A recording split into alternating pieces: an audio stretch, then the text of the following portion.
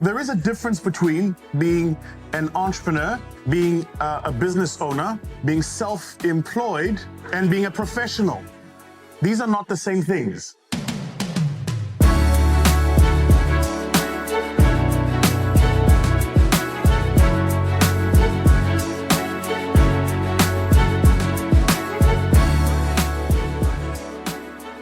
Yo, what's up, y'all? Welcome back to Black Excellence Daily. I'm your host, Sean Croxton. Thank you so much for tuning in. We've got entrepreneur Vusi Thembekwayo on the show today.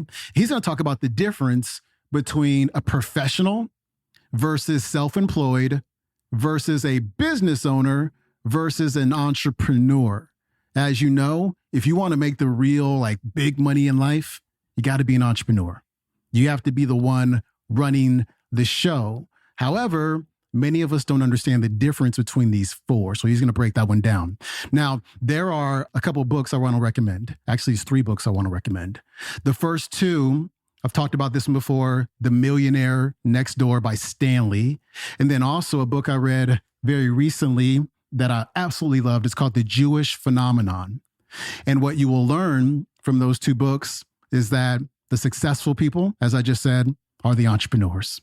You want to make the big money, be the entrepreneur, but you have to know what that looks like. So to know what that looks like, read a book called The E-Myth. I worked for a personal trainer. I was a personal trainer for a good 8-9 years when I got out of college. And I worked for a personal trainer, at a personal training studio, we'll say. He used to always talk about this book called The E-Myth by Michael Gerber. And for some stupid reason, it took me 20 years to read it. And when I read it, I was like, that's why he wanted me to read that book. I could be a billionaire by now if I would have read that book when I was 22. So read The E-Myth by Michael Gerber. And, what you're going to learn is this. Let's say you work at a bakery and you feel unappreciated. And at some point you say, you know what? I know how to make cupcakes. I can do this on my own. So you're like, all right, peace. I quit. I'm going to go start my own business. You start your own business making cupcakes. And very soon you will realize that a business is not just making cupcakes, because you're going to be in that shop 24/7 trying to make that thing go. Because when we leave our jobs because we're tireless and we will just do it on our own, we forget about all the things that go into running a business. We forget about the marketing part. We forget about the sales part. We forget about the organizational structure part. We forget about all that stuff. We don't think about it because it doesn't really involve us, because we're over here making, baking cakes and cookies and whatnot. We don't see that part.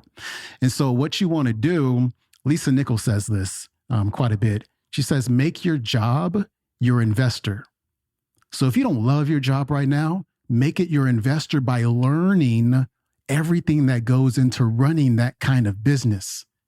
And once you've saved up enough money, a good cushion, and you truly understand how that business works, not just your job or your role, but how the business works, then it's time to move on and start your own business. But if you don't know the business side of it, and you just know the technician side of it, then you're going to end up hating this thing that you really love to do.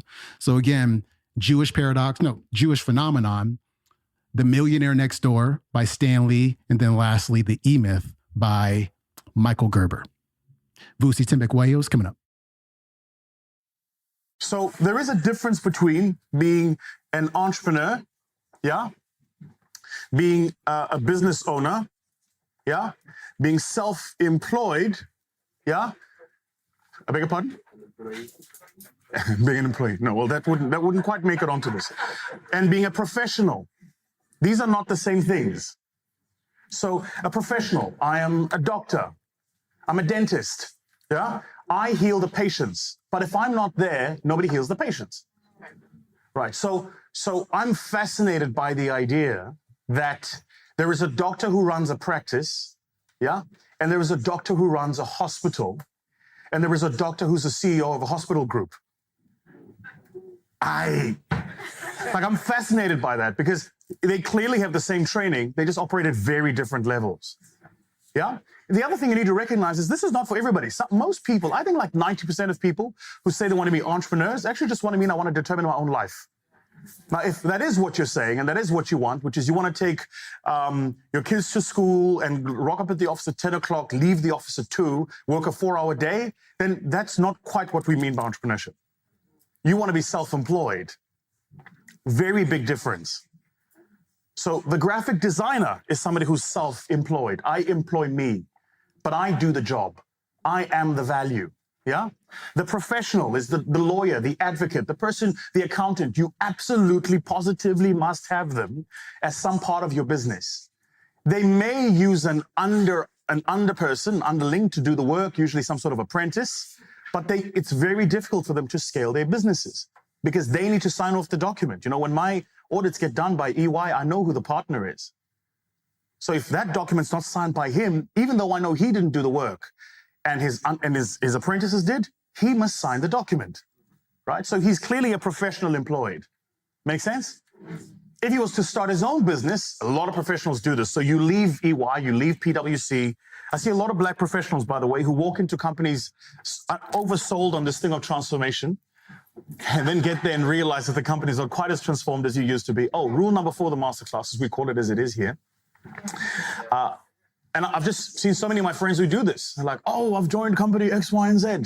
And then 3 months later, they go, yeah, no, I'm leaving. Right?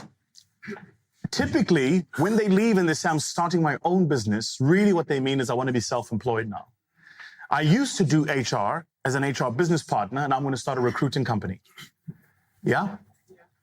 I used to be in the legal team. Now I'm going to do legal stuff, right? Those people aren't entrepreneurs. You're self-employed. Big difference. The business owner is kind of the level you're talking about, right? So the business owner goes, so I've got this business, right? And rather than employ myself, I'm going to employ people to manage the people I used to manage, right? The thing is, you can never shortcut this process from here to here to here. You can't shortcut it. You have to go through all the steps. Right. So if you think from day one, and this is, in my mind, a lot of the mistake I see some of my VC friends make who are chasing valuation growth.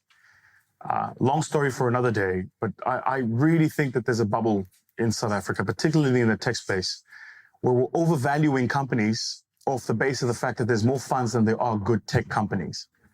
So they're attracting very high valuations. They're getting a lot of money.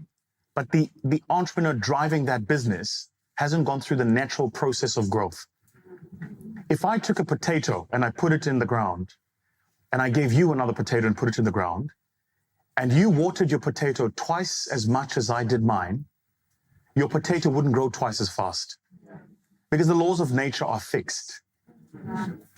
Like, I love my son, he's 8, but he has to go through puberty. He can't skip it.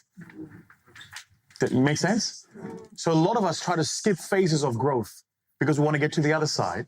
The mistake you make is you don't realize that in that phase of growth is a lesson you've got to learn. So you have to manage your people long before you get managers to manage your people. Yeah?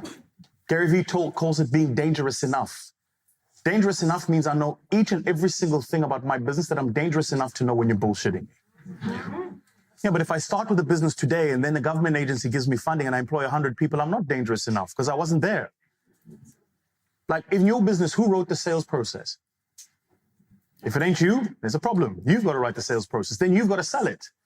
You've actually got to try it. You've got to sell to the first few customers and test and make sure the sales process works.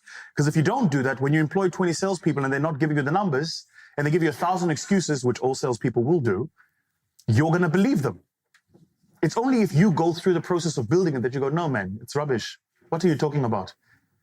My team will tell you, like if a client comes to us with a sale, it's now the scariest thing for them. They go, how do you know all these people? I'm like, 15 years, dude. Of course I know them. I've worked with them at some point or another.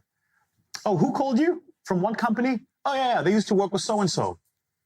How do you know that? Yeah, no, they used to work with so-and-so. Then they left and went here. Now they're back, but they're back as a consultant. They're not there full-time anymore.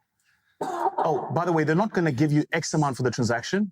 You're going to have to go in at 85% of the value of the transaction. But what we should do is add a 20% premium on the actual proposal so that when they discount us down, at the 20%, we get the value we wanted, not the 85% that we're willing to pay. I go, how did you know they were going to do that? I know the company. I know the politics. I know how I just know.